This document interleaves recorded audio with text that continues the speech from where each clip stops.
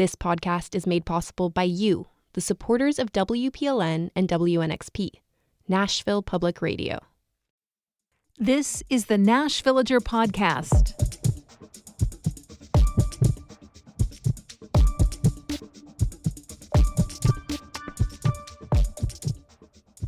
It's October 3rd, 2024. Vanderbilt University formally opened on this day in 1875. Just 2 years after Cornelius Vanderbilt first agreed to fund a new Methodist university in the South, Vanderbilt started classes, despite the fact that the nation had been in a financial panic that slowed most spending and building projects. The Commodore was wealthy enough that his donations came quickly and regularly, albeit with a few stipulations. He wanted the university to be built in Nashville. He wanted to choose the bishop who would be in charge of the school, and he wanted that bishop to be made board president for life with veto power. The cleric he chose was one of his in-laws. I'm Nina Cardona, and this is your daily digest of what's happening around Middle Tennessee from Nashville Public Radio, WPLN News. A lot has changed at Vanderbilt since the first students stepped on campus. And one big change underway right now is that the university is taking steps toward having entirely new campuses in places far away from Nashville. In one case, the school has a pretty clear vision, but so far, no facilities. In the other, Vandy has found a campus, but has yet to decide what will happen there. The one with a strong idea has been openly in the works for a little while now. Vanderbilt officials say West Palm Beach, Florida, is a prime location for offering graduate degrees in business and computing. For generations, it's been a second home base for wealthy New Yorkers, and now an increasing number of their employers have sizable offices there. We're talking hedge fund managers, investment bankers, asset managers. Some are calling it Wall Street South. Vandy craves access to those businesses as it builds up degree programs for the kind of people who might work for those companies. And that's where a Florida campus comes in. This year, the school has been in talks with local officials about taking ownership of a 7-acre plot that was previously set aside as a potential extension campus for the University of Florida. Last year, UF pulled away from the idea of building there. So far, it looks like the shift towards giving the land to Vanderbilt is on a strong path forward. Last month, the city of West Palm Beach voted to donate their portion of the land to the university. The remainder belongs to the county government, and that's scheduled for a vote later this month. Meanwhile, the university announced last week that it has secured another campus much closer to the original Wall Street. Vanderbilt has entered into a lease agreement with General Theological Seminary in Manhattan. The deal allows the seminary to maintain some offices there and conduct 2-week intensive courses on site about 3 times a year. But otherwise, the campus is Vandy's to use. That's 13 buildings covering a full city block in Chelsea. The announcement of those plans included a list of professors on a committee to decide what kind of academic programs should happen on the New York campus. They span the range of humanities plus science and engineering. There's really no indication of what kind of classes might happen there or which students would attend them. The one definite is that the existing New York hub for Vanderbilt's fundraising and alumni relations will move its office there. In just a few minutes, we'll hear from reporters on the ground in East Tennessee, witnessing the devastation of last week's storm there. That's coming up after the newscast.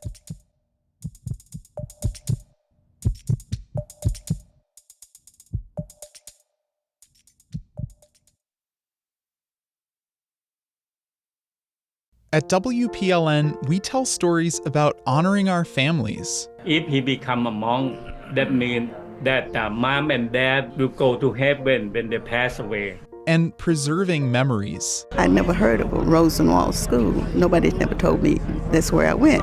I'm Char Daston, and my reporting connects you with your neighbors and the important moments in their lives.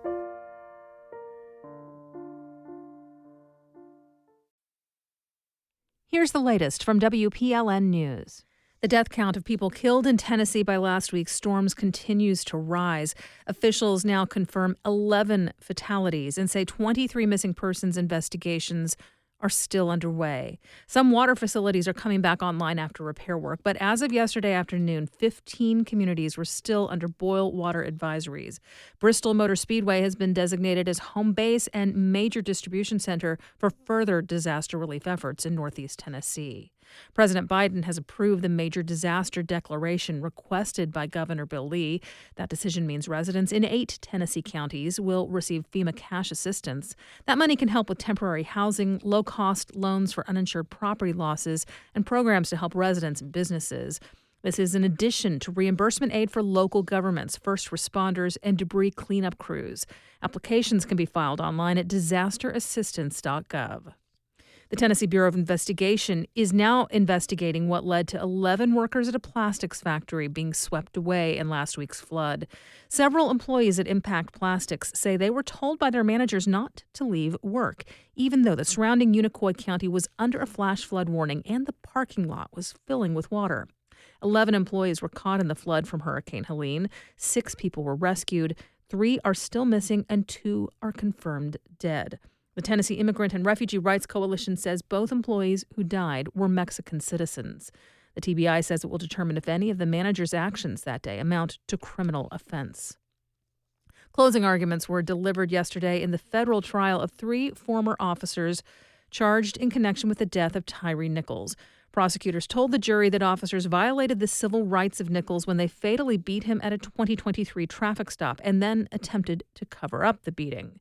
Defense attorneys described Nichols' own actions as threatening and said the force used against him was not excessive, at times describing the details of the violence in ways that contradicted evidence that had been presented at trial.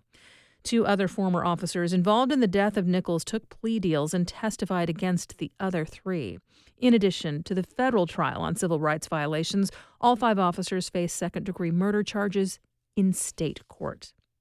Decision day is fast approaching for Nashville's transit referendum, which will ask voters to approve a half-cent sales tax increase to fund things like dedicated bus lanes, more frequent service, and infrastructure updates. WPLN Cynthia Abrams reports that campaign efforts both for and against the plan are ramping up.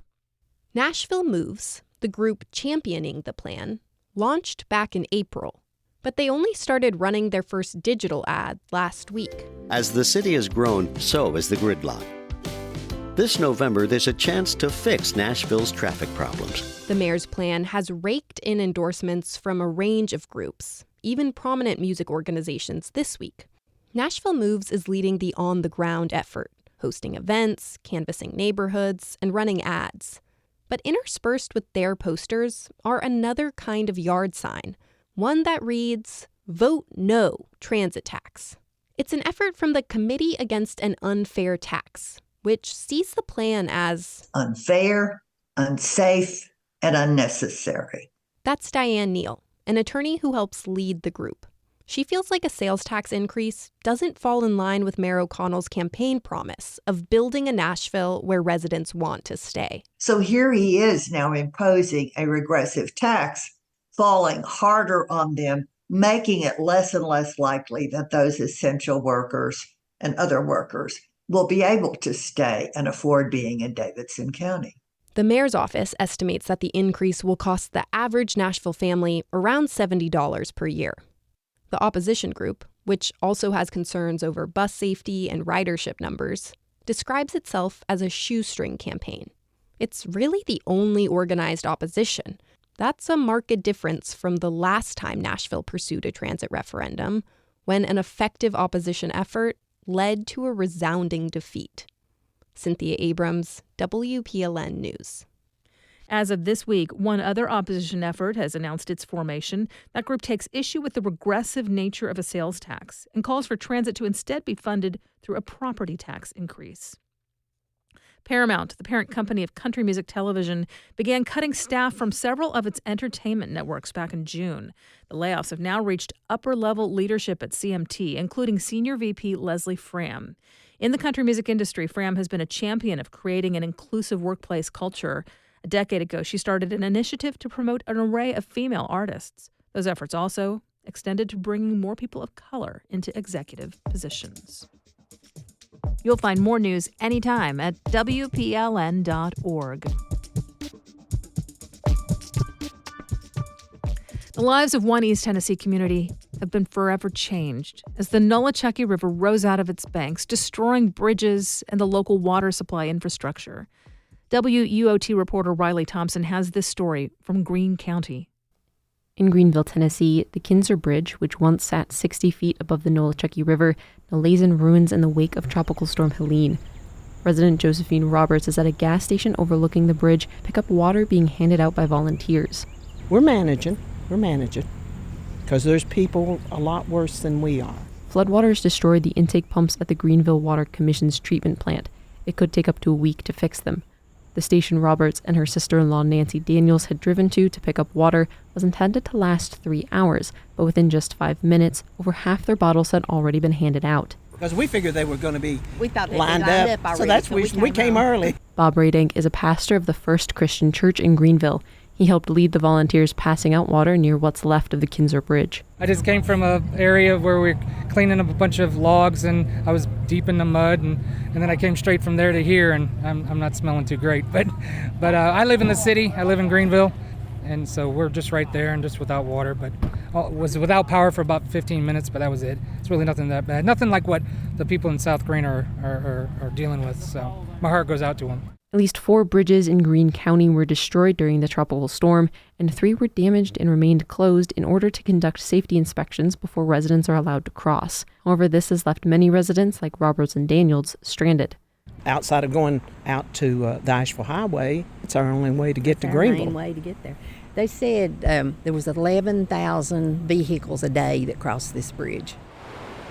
Wendy Brown lives in a home overlooking the Nolichucky River. Her family did not leave during the evacuation notice and watched as the river rose to take away neighboring homes and part of her own deck. I stopped counting at a dozen refrigerators. We were seeing propane tanks. We were seeing like feed storage, short silo type things, roofs from houses or barns. 6 people have been confirmed dead in East Tennessee, including 2 Greene County residents, but at least 100 people remain missing in the surrounding areas. Tennessee Governor Bill Lee called a state of emergency on Friday, which drew criticism from some who labeled it as too late, pointing to neighboring states who issued state of emergencies before the storm, allowing for the prepositioning of state emergency assets. You don't call for an emergency until you know there is one there. So the timing of that occurred with the timing of the emergency itself. As the damage is surveyed and cleanup begins, Brown believes that East Tennesseans will be able to lean on one another for help. It's very sad, but it's also, it's one of those things where you feel grateful for what you have, but you also feel for those around you, so we try to help as much as we can. So if you see somebody that needs something, give them a box of granola bars or, a case of water, and, you never know what's going to help. Members of the Tennessee National Guard are continuing search and rescue operations while transporting needed supplies like food, water, and generators to impacted areas. I'm Riley Thompson in Knoxville. Several parts of East Tennessee are still isolated after dozens of cell towers and roads were knocked out by Tropical Storm Helene. As people survey the wreckage, WEOT's Pierce Gentry reports how the lack of communication is putting a strain on flood survivors and local governments. The town of Hampton is nestled in the foothills of the Appalachian Mountains, right on the Doe River. It's a small community of about 2,000 people, and days after the flood, they're still searching for each other. I said, Lord, let me hear from somebody. These are people that I love and I take care of. That's Nelson Palmer. He's the pastor of the Hampton Church of God and serves a congregation of about 50 people. The church sits near the river and somehow escaped the worst of the flooding. Palmer points at a field of rubble just behind the church where houses were ripped off their foundations and hurled hundreds of feet away. See this, and us just get 3 inches of water. That's amazing. All around the county, cell service has been scarce and some roads are out. Palmer says he's only been able to reach 3 of his church members so far. I went to Walmart the other day, I had a panic attack, not be able to find my church people and all. It just threw a panic in me. And you feel helpless because you want to help them, and that's why we came down here. At the beginning of this week, nearly 60 people were still considered missing in remote areas of Carter County, where Hampton is. On Saturday, over half of the cell towers in the county were dead due to widespread power outages or downed phone lines. That's made it difficult for residents to check on one another. Here's Ivan Sanders. He's the spokesperson for Carter County's recovery team, which is made up of first responders and public officials. You don't know how important your technology is, such as your cell phones and your internet and things like that, until you don't have it. Being able to pick up the phone and just call your family member that lives a mile away. Sanders says a lack of communication has been a real problem for first responders in the county. They're relying on satellite internet at aid distribution centers to relay information back and forth. I mean, we're using Starlink and things of that nature right now just to set up stations there where we can have contact back and forth. Downed communication lines are also impacting the water system. Sanders says there's still a boil water advisory in effect because they can't send data back and forth to make sure water is safe to drink. And that's going to be indefinite until we can start getting some information, get telephone lines up that's going to be able to transmit to us about what's going on with the water lines and the water system. So, if people haven't heard from their loved ones, they've been encouraged to contact a state hotline. Now, as cell towers slowly start coming back in service, the number of missing has sharply declined. That's impacted people like Laurie Clark and her husband, who were trapped behind a blocked road but were otherwise safe. She says she wasn't able to let her family know that she and her husband were okay for days. How did you let your folks know out of town and stuff that you were? Well, we didn't. When Clark's road was cleared, she was finally able to venture out to her son's house in the next town over to get supplies and take a shower. All of a sudden the service came on and all these messages came in, so I was able to communicate. But yeah, we're definitely in the dark. We were definitely in the dark for sure. The Tennessee Emergency Management Agency says it's working closely with communication companies to restore service, but they still don't have a timeline for when service will be back. I'm Pierce Gentry in Carter County, Tennessee. State officials have increased the count of fatalities in Tennessee to 11. You can learn the latest on Tennessee storm impacts on our homepage, where we're featuring stories from WUOT in Knoxville and National NPR. And Jackie Sieber also contributed to the coverage we just heard. Thanks for listening to the Nash Villager podcast. We take this look at Nashville and Tennessee news every weekday. If you like it, go ahead and subscribe on your favorite podcasting app. We're still a new podcast, trying to get the word out, so tell a friend or give us a mention on your socials. It would really help. And of course, everything at WPLN News is listener supported. You can donate at WPLN.org. And that's it for today. Thanks so much for listening. Let's make this day a good one, and we'll catch back up tomorrow.